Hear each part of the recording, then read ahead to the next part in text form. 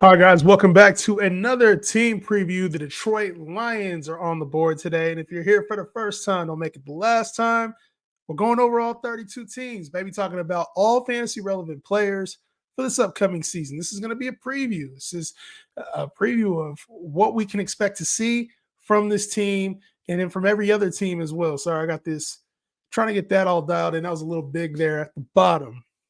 Now, when it comes to the Detroit Lions, obviously last year we had some major pieces that performed for our fantasy teams. Jared Goff, St. Brown, Sam Laporta, a rookie who came in and shined. We had some really nice pieces from this Detroit Lions team. And I think the one area we're trying to figure out is, all right, who are going to be the studs this year? And is anybody going to surprise us? I think one of the things we can expect is Jared Goff to continue the way that he was playing last season. Jared Goff finished seventh, QB7 last year.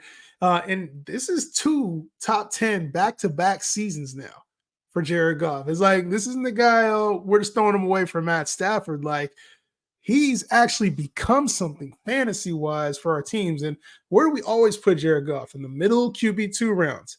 I mean, it's time to start taking this dude serious. 4,575 yards, 30 touchdowns. Like, dude is a baller, certified, and he has the exact same offense set up this year. So, I mean, when it comes to Jared Goff, one of the things is, yeah, I don't think ADP wise we're going to want to put him in the QB1 conversation. It just won't happen. Like, there's too many other players who have more exciting roles or potential ceiling. But Jared Goff's going to be in the middle of these QB2 rounds, like, and we're going to get steals. People are going to get him on free agencies in single QB leagues that are like 8 to 10 teams. He was the seventh best QB last year, and there was probably a little bit of room for more. So when it comes to Jared Goff, man, this year I expect a lot of the same and maybe even better. Like, he had 12 interceptions last year. I could see him improving on that number a little bit, or maybe throwing a little bit more touchdowns. The weapons are there. All the same guys are there, and it's the same cast. They're just going to be hungry this year because they didn't make the Super Bowl. So I don't really see a whole lot of changes when it comes to Jared Goff this season. I just want to take a look at the schedule, see maybe if they have some harder matchups. But overall, I'm excited about Jared Goff this year, and I think he's going to remain a value this year depending on ADP. Now, one of the players who a lot of people were excited about was first-round pick last year, Jahmyr Gibbs. And obviously the 8th overall pick last year, the Lions kind of reached for him. And I don't know if he's an 8th pick or the 12th pick. I think he's a 12th pick overall. So sorry if I got that wrong. I'm pretty sure he's a 12th pick. But they took him really early, and he was an unexpected pick. And in our fantasy drafts as well, he was going around third-round value. He produced RB10 numbers, which is a great season. And that was after kind of a slow start, too. We saw David Montgomery really get out to a hot start, who I'll talk about here in a second. But Jahmyr Gibbs was off to a slow start. We were wondering, when's the usage going to come? When is he going to play well? And in 6 of the last 11 games, he had over 20 fantasy points in PPR leagues. Over 20.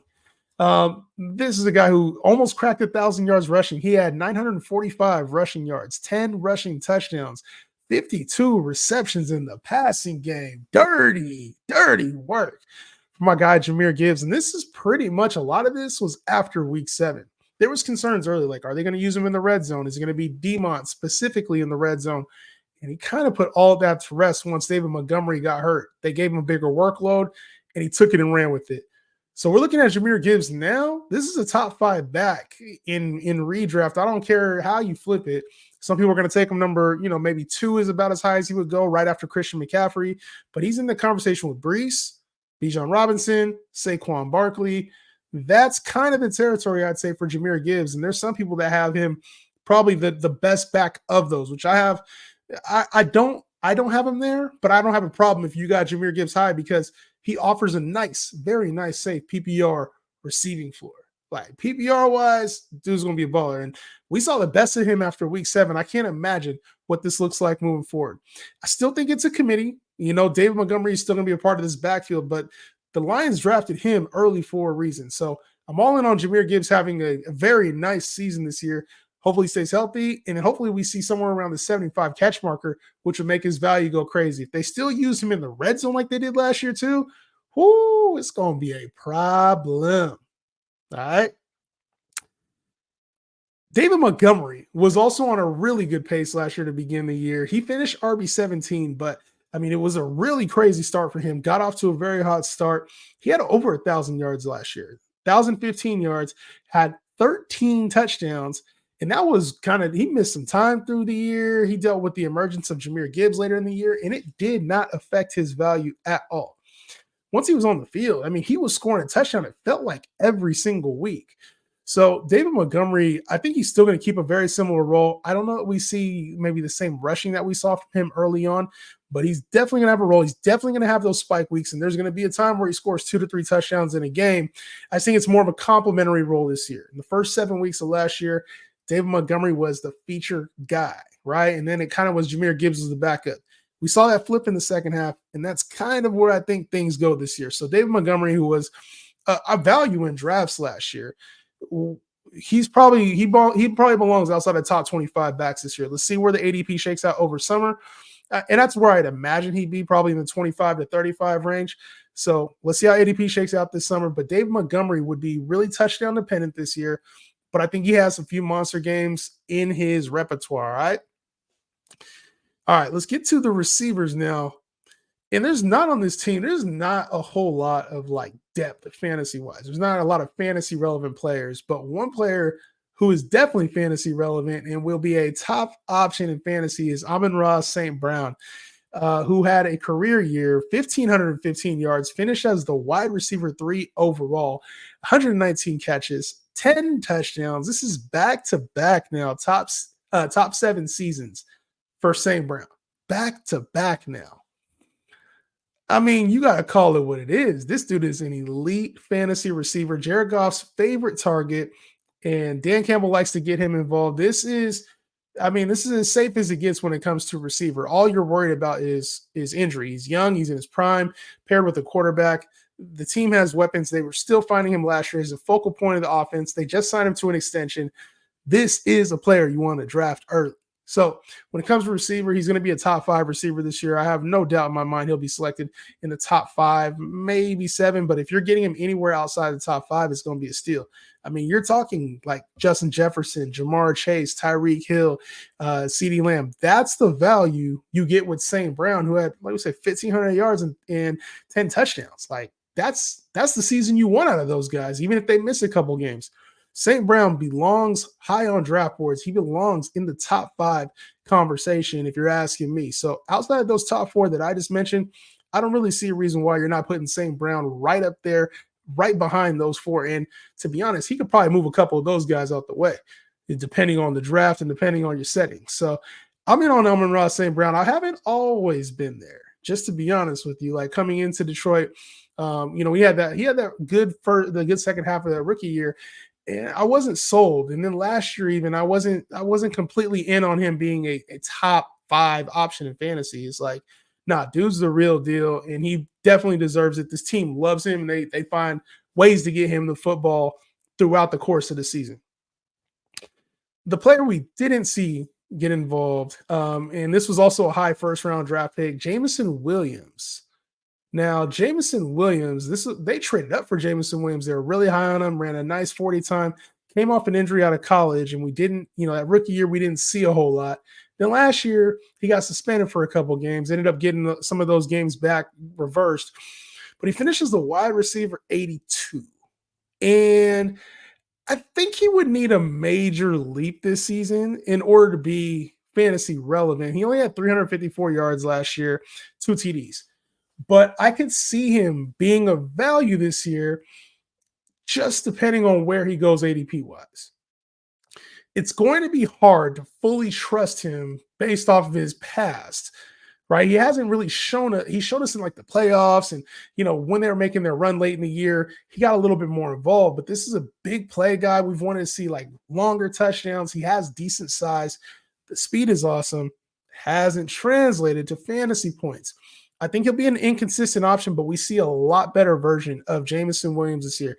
Do we see 1,000-yard Jameson Williams? That's where I think we'll find, like, is he supposed to be that guy that they drafted early in the first round, that they were super excited about? They got to find ways to get him involved, creative in space, because he has electric speed. So I think Jameson Williams he'll have value, but I still think he's holding on a lot to that first round draft capital name value, unfortunately. I like Jameson Williams. There's a chance that he pops off, but I think it'll be an inconsistent weekly basis. We'll have to be, some weeks he'll look like a high end WR2. There's going to be other weeks where he probably has 2 or 3 catches. Unless they figure out how to use him in the ground game, in some reverses, or maybe they're getting him in short yardage action. Like, I want to see more from Jameson Williams over the summer and preseason and training camp that alludes to him getting a bigger role. They need him to have a bigger role to kind of break this offense up.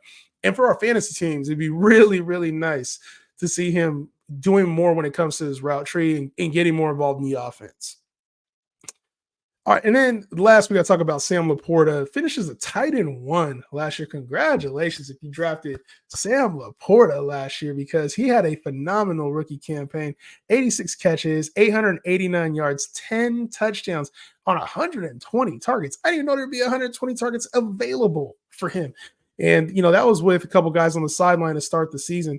He was pretty much the secondary target in this passing game. Some games, even the lead target in the passing game. So when it comes to LAPORTA, this is a guy who is clearly a big part of this offense, and they didn't really bring in many weapons. Like, if anything, they lost some weapons, and they're going to give Jameson Williams an increased role, give the backfield an increased role. But Sam LAPORTA should be replicating what he did last year. It's just, is it enough to be tight end 1? Will he get to the 10 touchdowns again, or is he going to crack 1,000 yards? Because I think there's going to be some other competitors there in that space. So that's what remains to be seen with Sam LAPORTA, who has a world of talent. We know what he can be tight end wise, but now you're going up against, there's some big seasons ahead for Trey McBride, Travis Kelce, Mark Andrews, Kyle Pitts, even. There's potential candidates there. So you're going to have to take Sam LAPORTA early this year, but I don't really see a big issue with that. I don't. I think that obviously he's a guy that's going to be a top 3 tight end, probably somewhere in that vicinity, no matter what. Take him if you want a good tight end, but it's going to cost you this year. So if you can get him at the value of all the rest of the top tight ends, do it. But tight end's kind of deep. Be careful with it. He's going to be up there. If you like good tight ends that have strong weekly ceilings, Sam LAPORTA is your guy. Just know that there's going to be a few options this year, all right? So let me know what you guys are thinking about the Detroit Lions. If you have any questions about any other players, they're a pretty easy team to digest. It really comes down to, can their other options outside of their big cogs step up in a different way than we're expecting, especially Jameson Williams and Dave Montgomery, all right? I hope you all enjoyed the recap and the breakdown. I'll see you on the next one. Peace out.